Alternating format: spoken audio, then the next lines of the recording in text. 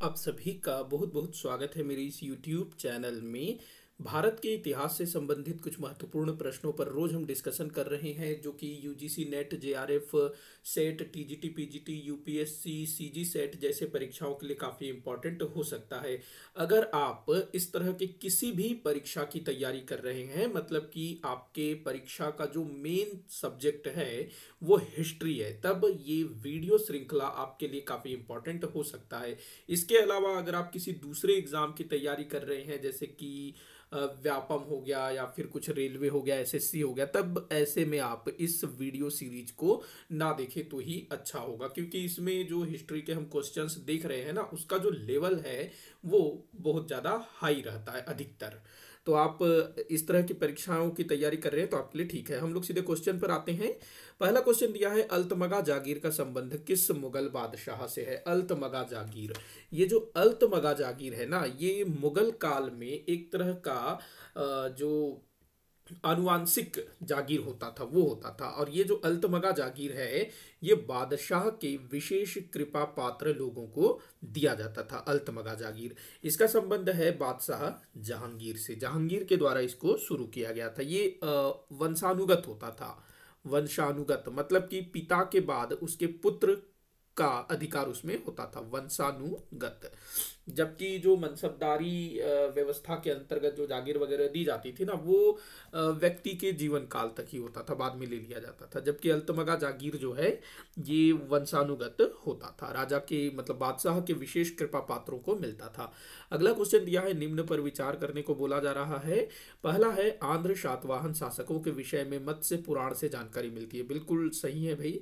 अगला दिया है, पुराणों में केवल आंध्र शासन का उल्लेख है। देखो, पुराणों में जो मत्स्य पुराण है ये भी, हाँ, तो पुराणों में जो आंध्र सातवाहन शासक हैं उनको केवल आंध्र लिखा हुआ है, मतलब कि उनको सातवाहन नहीं लिखा हुआ है, पुराणों में खाली आंध्र लिखा गया है। तो ये बिल्कुल ठीक है। अगला दे रहा है कि अभिलेखों में सातवाहन शासन का उल्लेख है, मतलब जो अभिलेख है ना, उनमें इनको सातवाहन कहा गया है, पुराणों में आंध्र कहा गया है। लेकिन दोनों जो है एक ही है, मतलब हमारे जो इतिहासकार हैं, जो विद्वान हैं, उन्होंने सारा अध्ययन करके ये बताया कि पुराणों के जो आंध्र हैं और अभिलेखों में जो सातवाहन है वो एक ही शासक थे। इसी कारण इनको जो है आंध्र सातवाहन कहते हैं। तो तीनों यहाँ पर सही होगा, तो आपका उत्तर होगा द 1 2 3। अगला क्वेश्चन दिया है, सातवाहन शासक ब्राह्मण धर्म के होते हुए भी अन्य किस धर्म को सर्वाधिक दान दिया? तो ये जो है ब्राह्मण धर्म के अनुयायी थे, मतलब हिंदू थे, लेकिन इसके बावजूद भी ये धार्मिक रूप से बहुत ज्यादा सहिष्णु थे। अन्य किसी धर्म को भी इन्होंने काफी ज्यादा प्रश्रय दिया, उसको दान वगैरह भी दिया, तो वो था बौद्ध धर्म। एक बार शायद ऐसा भी क्वेश्चन पूछा गया था कि आंध्र सातवाहन शासकों ने किन धर्म के लोगों को दान दिया, तो उसमें आंसर लिया गया था ब्राह्मण धर्म और बौद्ध धर्म, क्योंकि भाई ये ब्राह्मण धर्म के अनुयायी तो थे ही थे, ब्राह्मण धर्म को भी काफी दान दिया और साथ साथ में बौद्ध धर्म को इन्होंने काफी दान दिया, ध्यान रखना। अगला क्वेश्चन दिया है, भारत में पहली मस्जिद का निर्माण किस स्थान पर हुआ? काफी इंपॉर्टेंट क्वेश्चन है। काफी सारे बच्चे इसका आंसर जो है ना, दिल्ली में जो कुतुबुद्दीन ऐबक द्वारा जो कुव्वतुल इस्लाम मस्जिद का निर्माण करवाया गया था 12वीं शताब्दी में, उसको आंसर टिक करेंगे दिल्ली, तो ये गलत होगा। इसका आंसर होगा केरल। केरल, या फिर इसको जो है मालाबार तट भी बोल सकते हैं। केरल के मालाबार तट में भारत का पहला मस्जिद बना था। ये जो है ना, जो मोहम्मद पैगंबर साहब थे लगभग 7वीं शताब्दी में, तो उसी आसपास यह मस्जिद बनवाया गया था केरल में। केरल में जो त्रिशूर जिला है ना, त्रिशूर, त्रिशूर ये जिला का नाम है, डिस्ट्रिक्ट, जिला त्रिशूर। तो यहाँ त्रिशूर जिला में एक स्थान है, को, कोंडू, कोंडुंगलूर, कोंडुंगलूर, कोंडुंगलूर करके एक क्षेत्र है। त्रिशूर जिला में कोंडुंगलूर करके एक क्षेत्र है, जहां पर यह मस्जिद बनाया गया। ये जो मस्जिद है ना, इसका नाम है चेरामन, चेरामन पेरुमल, चेरामन पेरुमल, मैं लिख देता हूँ, चेरामन पेरुमल, इस मस्जिद का नाम चेरामन पेरुमल। और ये पैगंबर मोहम्मद साहब के जीवन काल में ही बना था। त्रिशूर जिला, कोंडुंगलूर क्षेत्र या फिर मालाबार तट, केरल, और मस्जिद का नाम चेरामन पेरुमल मस्जिद। अगला क्वेश्चन देखते हैं, छत्रपति शिवाजी महाराज के समय भू राजस्व की दर कितनी थी? तो भाई शिवाजी महाराज के टाइम पर भू राजस्व की दर कितनी थी? तो 33%। बाद में छत्रपति शिवाजी महाराज के जो उत्तराधिकारी हुए तब 40% हुआ, लेकिन यहाँ 33% ऐसा तो कुछ दिया नहीं है ना, तो ये आपका उत्तर होगा तीसरा हिस्सा, उपज का तीसरा हिस्सा, जो कि 33% होता है। अगले क्वेश्चन को हम लोग देखते हैं, अजमेर स्थित 2.5 दिन का झोपड़ा मस्जिद में किस नाटक की पंक्तियां उल्लेखित है? तो अजमेर में 2.5 दिन का झोपड़ा बना है ना, जिसका निर्माण करवाया था कुतुबुद्दीन ऐबक ने, तो यहाँ पर किस नाटक की पंक्तियां उल्लेखित है? ये क्वेश्चन मेरे ख्याल से जो अपना जो नेट है ना उसमें पूछा गया था, तो ये बहुत अच्छा क्वेश्चन हो सकता है। तो ये हरिकेली नाटक है, एक नाटक है, संस्कृत में लिखा गया है हरिकेली नाटक।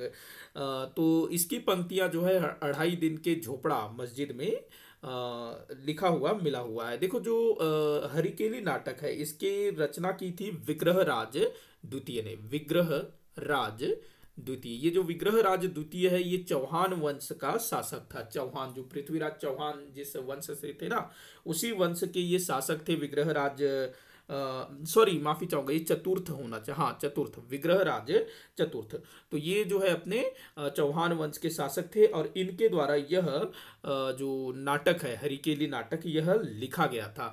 अब देखो ये जो 2.5 दिन का झोपड़ा था ना, ये पहले एक सरस्वती मंदिर हुआ करता था, जो कि संस्कृत का महाविद्यालय भी था। मतलब कि वह एक संस्कृत का मंदिर था जहां पर संस्कृत भाषा का शिक्षा भी दिया जाता था। मतलब वो महाविद्यालय भी था और साथ साथ में मंदिर भी था। और उसी महाविद्यालय, उसी सरस्वती मंदिर में चौहान वंश के शासक विग्रहराज चतुर्थ द्वारा लिखा गया हरिकेली नाटक के कुछ पंक्तियों को वहां के जो दीवार है, पिलर वगैरह है, उसमें जो है उसको लिखा गया था। अब जब भारत में तुर्कों का आक्रमण होता है, कुतुबुद्दीन ऐबक आता है, तो कुतुबुद्दीन ऐबक ने जब अजमेर क्षेत्र पर अधिकार कर लिया, तो उस संस्कृत महाविद्यालय को थोड़ा सा, मतलब ऊपर का जो हिस्सा है उसको तुड़वा करके, थोड़ा सा मॉडिफाई करवा करके उसको जो है मस्जिद में बदल दिया, जिसको नाम दिया गया 2.5 दिन का झोपड़ा। तो जो नीचे का जो स्ट्रक्चर था वो जैसा पहले था वैसे ही था। मतलब कि जो मंदिर था ना उसी के ढांचे को थोड़ा सा फेर बदल करके उसको मस्जिद का शक्ल दिया गया। तो उसमें जो भी बना हुआ था पहले वो वैसे ही था। तो उसमें जो नाटक की पंक्तियां हैं आज भी देखी जा सकती है। अगला क्वेश्चन दिया हुआ है, गोलमेज सम्मेलन के समय ब्रिटेन का सम्राट कौन था? ये अच्छा क्वेश्चन हो सकता है। आप बताइए कि गोलमेज सम्मेलन जो कि वर्ष 1930 से 1932 तक चला था, 3 गोलमेज सम्मेलन हुआ था ना, लंदन में हुआ था। तो इस समय ब्रिटिश सम्राट कौन था भाई? तो वो था जॉर्ज पंचम। जॉर्ज पंचम, जॉर्ज पंचम की अगर हम बात करें तो 1910 में ये ब्रिटेन का सम्राट बना था, 1936 तक ये ब्रिटेन का सम्राट रहा। वहीं अगर इस समय ब्रिटेन के प्रधानमंत्री की बात करें तो Ramsay MacDonald, Ramsay MacDonald, MacDonald, ये जो है ब्रिटेन का प्रधानमंत्री था, और सम्राट था जॉर्ज पंचम। अगले क्वेश्चन को देखते हैं, निम्न कथनों पर विचार करने को बोला जा रहा है। पहला दिया है, मेगास्थनीज के इंडिका के उपलब्ध विवरण में कहीं भी चाणक्य का उल्लेख नहीं मिलता है। बिल्कुल सही है, कहीं भी चाणक्य के बारे में मेगास्थनीज ने नहीं लिखा है, और इसी कारण काफी सारे जो इतिहासकार हैं वो चाणक्य को मौर्यकालीन नहीं मानते हैं। तो ध्यान रखना है, मेगास्थनीज ने चाणक्य के बारे में कुछ भी नहीं लिखा है। स्ट्रेबो ने मेगास्थनीज के विवरण को पूर्णतः असत्य और अविश्वसनीय कहा है। बिल्कुल सही है, क्योंकि जो मेगास्थनीज ने जो भी बातें लिखी थी वो काफी आश्चर्यचकित करने वाली थी, जो कि जो यूनानी लोग थे थोड़ा सा उनको हजम नहीं हुआ। मेगास्थनीज के इंडिका अनुपलब्ध है। तो देखो मेगास्थनीज ने जो इंडिका लिखी ना भारत के विषय में, वो अनुपलब्ध है, नहीं मिला है। तो ये बिल्कुल सही है। लेकिन जो बाद के जो इतिहासकार थे ना, उसके कुछ समय बाद जो भी इतिहासकार हुए, स्ट्रेबो हुआ, प्लिनी हुआ, प्लूटार्क हुआ, तो इन लोगों ने ना मेगास्थनीज के इंडिका को आधार बनाकर भारत के बारे में काफी कुछ लिखा है। तो उसी से जो है मेगास्थनीज ने क्या लिखा है भारत के बारे में वो पता चलता है। तो यहाँ तीनों कथन आपके सही हो जाएंगे। तो 1, 2, 3 आपका उत्तर होगा द। अगला क्वेश्चन दिया है, निम्न कथनों पर विचार कीजिए। पहला दिया है, ब्राह्मी लिपि बाएं से दाएं लिखी जाती है। बिल्कुल सही है, ब्राह्मी लिपि, अशोक के अधिकांश अभिलेख जो है ब्राह्मी लिपि में लिखे गए हैं। खरोष्टी लिपि ईरान से प्रभावित है, ये भी सही है। जो खरोष्टी लिपि है ना, जो पाकिस्तान से अशोक के जो अभिलेख मिले हैं वो खरोष्ठी लिपि में है, जो कि ईरान से प्रभावित है। जैसे उर्दू लिखा जाता है ना, वैसी कुछ खरोष्ठी लिपि लिखी जाती थी। अशोक के अधिकांश अभिलेख खरोष्ठी लिपि में प्राप्त हुए हैं, ये गलत है। अशोक के कुछ अभिलेख खरोष्ठी लिपि में जरूर प्राप्त हुए हैं, लेकिन अधिकांश जो अभिलेख हैं वो ब्राह्मी लिपि में प्राप्त हुए हैं। ध्यान रखेंगे इस चीज को। तो यहाँ पर आपका जो है पहला और दूसरा जो है सही हो जाएगा, तीसरा गलत होगा। तो यहाँ आपका उत्तर क्या बन रहा है? अ। अगला क्वेश्चन हम लोग देखते हैं। कल्हण ने अपनी रचना राजतरंगिणी में किसे मूर्ति भंजक कहा है? मूर्ति भंजक मतलब मूर्ति तोड़ने वाला। हर्ष, राजा हर्ष। हर्षवर्धन अलग है, ये अलग है। ये अत्याचारी शासक था और इसके समय में कश्मीर की जनता काफी परेशान थी। अगला क्वेश्चन दिया है महायुद्ध भारत क्या है? अच्छा, में होना चाहिए था क्या? महायुद्ध में भारत का सहयोग सुनिश्चित करने के लिए निम्न में से किस वायसराय ने अगस्त ऑफर प्रस्तुत किया था? बड़ा आसान क्वेश्चन है। तो भाई अगस्त प्रस्ताव कब आया था? 8 अगस्त 1940। 8 अगस्त 1940 को अगस्त प्रस्ताव आया था। द्वितीय विश्व युद्ध में भारतीयों का सहयोग प्राप्त करना इसका मुख्य उद्देश्य था। तो इसको लाने वाला वायसराय कौन था, ये आपको बताना है। तो लिनलिथगो, लॉर्ड लिनलिथगो इस समय भारत का वायसराय था। उसी के द्वारा इसको जो है लाया गया था।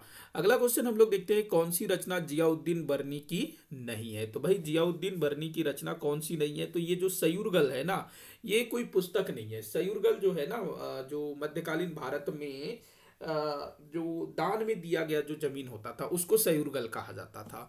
बाकी जो तारीख ए फिरोज शाही, फतवा ए जहांदारी, नात ए मोहम्मदी, ये सब जो है जियाउद्दीन बर्नी द्वारा लिखा गया है। अगले क्वेश्चन को देखते हैं। निम्न कथनों पर विचार करने को बोला जा रहा है। महायान संप्रदाय का केंद्र मथुरा था, बिल्कुल सही है। हीनयान संप्रदाय का केंद्र कौशाम्बी था, ये भी ठीक है। वज्रयान संप्रदाय का केंद्र पूर्वी भारत था। तो तीनों कथन यहां पर सही होगा, द आपका उत्तर। अगला क्वेश्चन हम लोग देखते हैं। निम्न कथनों पर विचार कीजिए बोल रहा है। पहला दिया है चंद्रगुप्त द्वितीय विक्रमादित्य के नवरत्न प्रसिद्ध विद्वान थे। तो देखो, चंद्रगुप्त द्वितीय विक्रमादित्य जो कि गुप्त वंश का शासक था, तो इसके दरबार में ना बहुत सारे विद्वान थे, जिनमें से 9 जो है प्रसिद्ध थे। तो ये सब विद्वान थे, बिल्कुल ठीक है।